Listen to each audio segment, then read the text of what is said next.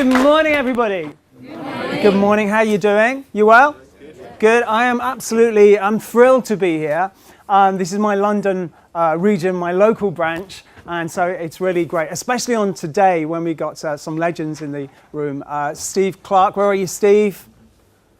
Yeah, the guy that started me, that actually joined me here, so thank you. It's really nice you're here today. Thank you. Frank Furness, hands up. Actually, Frank, where are you? Yeah, okay. Is anybody not on Frank's list? No, okay, all right, good, okay. You need to be on his list. You need to be on his list. So I'm really chuffed, and thank you so much for a great intro, Nikki. It was word perfect. It was great. It's good. So on speaking, I want to start by sharing actually a bit of a truth with you, a slight admission. And I know some of you are going to be a little bit surprised or possibly shocked, and some of you are going to think, okay, yeah, enough already. I know that about you, Mike. But here's the thing. I actually love the sound of my own voice. I do. Do you love it too? Yeah, I'm feeling, we're not sure here. I think the love is getting through. But we are a group of speakers here. So put your hand up now if you agree. If you love the sound of your own voice. Loves the sound. Okay, we didn't get everybody's hands up. We've got to work with you. I think as speakers, we've got to love the sound of our own voice. Before we can expect anybody else to like what we're saying or even understand what we're saying, we've got to be comfortable with it as well. And as Nikki was saying, I was a singer. I was a professional singer for about 20 years before I became a coach and a trainer. And then also as a coach and a trainer, I've done that for about 12 years. So I've been comfortable with my voice for a long time. I would say comfortable. It's not love as far as it's not in a strange way. I'm not so in love with my voice. It's not kinky or anything. No, it's not. I just really like the sound of my voice. And but the thing is, I didn't always love the sound of my voice until I was about 25 or 26. So about half my life. I'm 53 now. I know I'm shocked as well. Until I was about 53. So until I was about 26, I used to have a stammer. And it's not something, a stutter, it's not something where I used to stumble occasionally when I was pressured or stressed or maybe I had a few many to drink. I think everybody does that sometimes. My stammer was, it's what the doctor called a severe stammer. He said to my mum, Michael, I was Michael in those days, he's got a severe stammer. It meant I couldn't say my name. By the way, it's Mike Blissett. I can say it now. Just sentences and individual words were a huge deal for me. I'm thinking back to when I was at school, when I was 14, 15, 16 years old, my best friend Paul used to sit at the side of me. Now, just to be clear, Paul was not my best friend because we used to kind of hang out together or play football or watch TV at each other's house at the weekend. That was not the reason Paul was my best friend. The reason he was my best friend was because when he sat next to me in class, when they began the lesson or the beginning of the day, and the teacher would call the registration, and the teacher called my name, he put his hand up and say, "Yes, sir, he's here." And that saved my skin so many hundreds and hundreds and hundreds of times. Because, of course, Paul wasn't there in every lesson. He wasn't there every single day. And on the days that Paul wasn't in the class with me, when he didn't reply to my name being called for the registration, I'd have to do it myself.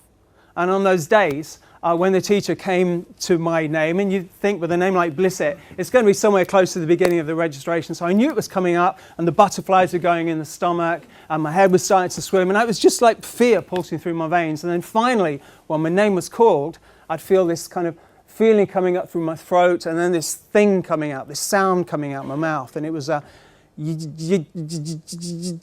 the more I tried to do it, the more, of course, I couldn't do it. And of course, all the kids around me were supporting me and nurturing me and motivating, as they do when they're 14, 15, 16. So that didn't help. I was bullied really badly at school. I was kind of 4'0", and I wasn't 4'0", brave and feisty. I was 4'0", shy and nervous. So communication and speaking, it became a huge deal for me. I mean, many years later, when I actually became a singer, I remember the first time when I joined a band when I was 26. and I walked up to the microphone, and the guitarist, it wasn't a very good band, by the way, but they were making lots of noise on the guitar, and the drummer and the keyboard was playing some kind of sort of playing a racket, the introduction to what we call our song. And then I walked up to the microphone, and that was the first time I heard my voice. By the way, if we got any singers in the room, anybody done this sang with a band? Okay, you'll know that when you sing in that situation, you can't hear your voice. You hear it like secondhand coming through the speakers. And that was the first time I heard my voice, number one, where I didn't stutter, because most singers, most people who stutter don't stutter when they're singing. And I heard my voice coming through the speakers, and it sounded pretty good. It was all right. Yeah, it was a racket, actually. But it sounded pretty good. I started to fall in love with his voice. Of course, it was reasonably in tune, but it wasn't strong, and it wasn't trained. So I got a singing teacher. And the singing teacher taught me where the voice comes from, how to move it up through your body, how to project your voice, how to visualize it sounding the way you want it to do. And that's when I started to take control of my voice, of my speaking. Of course, the more you sing, the more shows you do, and the singing teacher, of course, your confidence gets stronger. And so that's how I overcame the stammer. Now, the reason I'm mentioning that to you is that I think as a speaker, as I mentioned in the beginning, you've got to be comfortable with the sound of your voice before you can expect anybody else to be as well. And as Matt was saying, people buy from people they know, like, and trust. And people buy people before they buy products and services. So it does begin with you. If they don't like you, they're not going to buy that, whatever that is. And so it really does matter. And so the reason I was mentioning that about my stutter is something called core essence, what I call core identity. What is it about you that can connect people with whatever it is that you sell or talk about? And that's the thing. We have products, we have services, we have subjects that we talk about, and I do as well, and that's fantastic. I don't train on stuttering or stutter cessation. I don't coach with people who stutter. That's not my niche, but it's my identity. And it wasn't until I started coming to the PSA a few years ago, and the stuttering thing, it was the elephant in the room. It's the thing I never talked about. In all the times I trained, all the hundreds of gigs I sang at, I would never mention my stutter. I was the most ashamed of. And I was doing a workshop here about 3-4 years ago, and some of the feedback was, because I thought, I could talk on business, I could talk on communication skills, I can do this, and I felt really, kind of cool and reasonably important. And the feedback was, but Mike, you're missing the thing that is the thing. It's your identity. It's the stutter. Why don't you mention the stutter?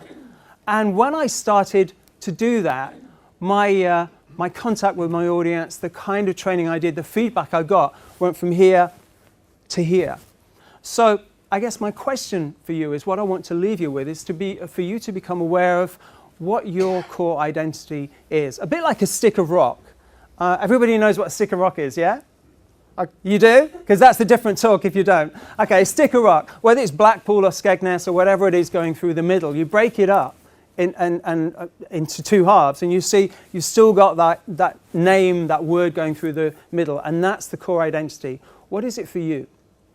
What is it for you? If you know what it is, then just be aware of how is that being represented in the business that you have. Your speaking business, your consulting, your training, whatever it is that you do. And is it represented in the way that it should be, or is it kind of hidden away on what's that second page on most people's website? What's it called? The About page. And that's where most people kind of stick their core identity, their story. And I'm not saying it should become full blazoned and it's the only thing you talk about, but it should be something.